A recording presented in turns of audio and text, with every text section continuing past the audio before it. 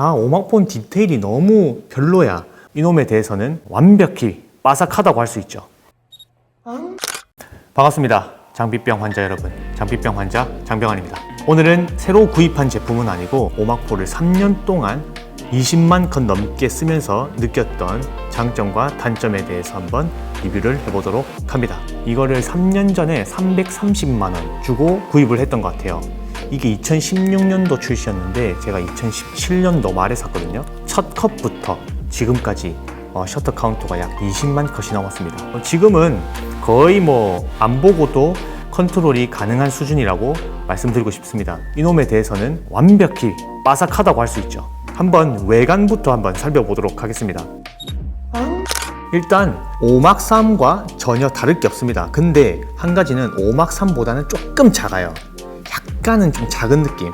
작지만 그립감은 훨씬 좋았습니다. 또 LCD가 많이 좋아졌죠. 훨씬 좋아지고 또 이제 시안성도 좋고 선명한 색감을 볼 수 있는 그런 LCD로 바뀌었고, 저한테 제일로 중요한 USB 3.0 타입으로 바뀌었었죠. 만듦새에서 조금 얘기하고 싶은데, 사람들은 그 니콘이 좀 더 만듦새가 좋다고 하죠. 좀 더 각지고 더 단단하고 뭔가 이걸로 누군가를 후드를 팰 수 있겠다 라는 이제 느낌을 가지고 있다는데, 저는 조금 달라요. 오히려 캐논이 조금 둥글둥글하지만 훨씬 더 단단하게 잘 만든 것 같아요. 그립감도 솔직히 니콘보다는 캐논이 더 좋고요.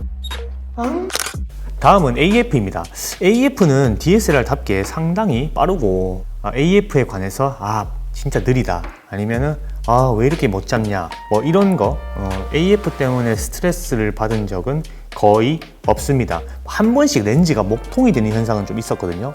렌즈 이제 접점 부분 같은 경우가 한 번씩 닦아줘야 돼요. 근데 안 닦아서 와리가리 틀 때가 조금 있었는데, 그건 그때일 뿐이지 한 번도 AF 때문에 스트레스를 받은 적이 없습니다. 대신에 핀 점검을 제가 거의 6개월마다 한 번씩 가요. 왜냐면은 이게 원체 렌즈도 많이 갈아 끼고 또 하다 보니까 충격도 많이 가해주고 하다 보니까 핀이 조금 틀어지는 경우가 조금 많아요. 그래서 6개월마다 한 번씩 핀 점검을 보내는 수준입니다. 자, 그리고 가장 중요한 바로 사진 퀄리티입니다. 사진 퀄리티 3030만 화소의 디테일, 과연 다른 바디 2400만 화소 혹은 4500만 화소급의 바디랑 비슷한가. 3030만 화소 정도로 이 오막포를 3년간 썼지만 정말 결과물에서 진짜 실망이다, 3000만 화소라서 실망이다, 4500만 정도 돼야 되는데, 아니면은 오막폰 디테일이 너무 별로야, 이런 경우는 전혀 없었습니다. 20만 컷을 찍었지만은 생각 의외로 다이나믹 레인지가 상당히 좋았고 디테일도 상당히 좋았으며 색 표현하는 것도 상당히 좋았어요. 오히려 이제 인물 사진은 캐논이 훨씬 더 잘 나오는 그런 경향도 있다고 하죠. 물론 저는 로우 파일로 찍기 때문에 아무런 상관이 없지만은 저는 정말 처음에는 얘가 다이나믹 레인지도 조금 구리고 물론 이제 다른 타사에 비해서 다이나믹 레인지도 조금 구리고 이제 화소수도 조금 너무나도 고화소는 아니기 때문에 그래도 쓰는 게 맞나 싶었지만은 지금도 충분히 오래 쓸 수 있고 정말 잘 만든 바디라고 자부할 수 있습니다. 솔직히 말씀드리면요, 2016년도에 출시했지만은 지금 EOS R에서도 오막포의 센서를 쓰고 있으니 그만큼 잘 만든 건 확실합니다. 물론 사골 센서라는 말이 있지만은 사골 센서 중에서도 원탑이라고 할 수 있죠. 다이나믹 레인지에 말씀드리면은 얘가 다이나믹 레인지가 그렇게 높지 않습니다. D850, 니콘 Z6, D810 이런 동급 체급과 비교했을 때 다이나믹 레인지는 조금 떨어지는 수준이 맞아요. 하지만 아까도 말씀드렸다시피 저는 스튜디오에서 촬영하기 때문에 그렇게 어두운 곳에서 안부를 끌어올릴 정도, 그렇게 밝은 곳에서 하이라이트를 죽일 정도의 그런 식으로 촬영을 하지 않습니다. 그런 건 모두 스튜디오 조명으로 다 제어를 하니까요. 전혀 필요가 없어요.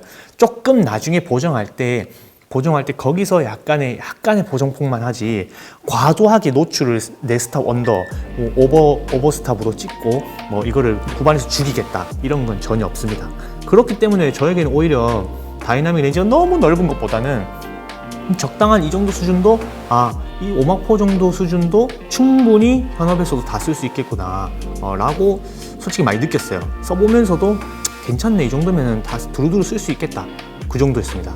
그리고 제가 이제 뭐 이걸 오마포를 쓰고 있으면서도 개인적으로 D810도, Z6도, R3도, D850도 정말 다양한 카메라를 써왔지만은 와 솔직히 말씀드리면은 850 제외하고는 와 이게 다이나믹 렌즈구나, 와 이게 디테일이구나 라는 거를 솔직히 좀 느껴보지는 못했어요. 그냥 비슷비슷하네 이 정도였습니다. 2400만 화소 때도 그렇고요.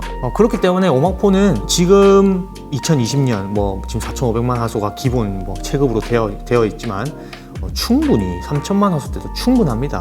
EOS R처럼 오마포는 DSLR에서 가장 잘 만든 DSLR이 분명합니다. DSLR을 중고로 살 때 상당한 꿀팁을 알려드리겠습니다.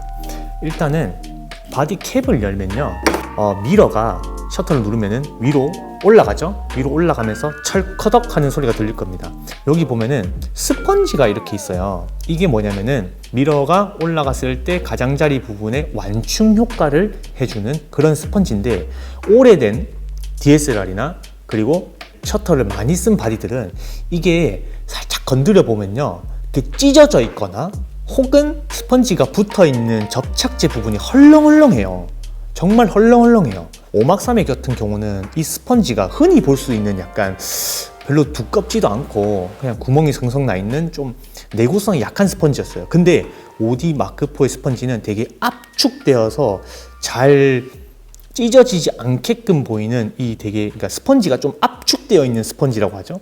그냥 일반 흐물흐물한 스펀지가 아니라 조금 단단한 스펀지로 되어 있어요, 확실히. 그래서 만져보면은 견고하다고 할 수 있습니다. 아시죠? 1DX 마크2도 별로 안 좋은 스펀지를 달아놨어요. 심지어 그거 만져보면요, 덜렁덜렁거려요. 한번 영상으로 보여드릴게요. 그거는 덜렁덜렁거립니다.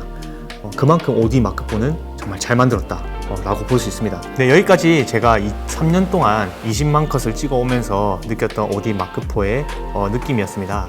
솔직히 말해서 2020년도에 지금 너무나도 카메라들이 많이 나오고 있는데 조금 시대에 뒤처진 게 아닌가? 왜냐면은 너무 잘 나오고 있으니까 이 OD 마크4가 너무 구식이 된 게 아닌가, 솔직히 그런 생각도 조금 많이 들어요.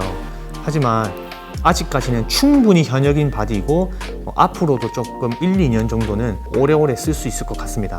아직까지는 DSLR을 써야 되는 입장으로서는 OD 마크4는 최고다! 라고 말씀드릴 수 있겠습니다.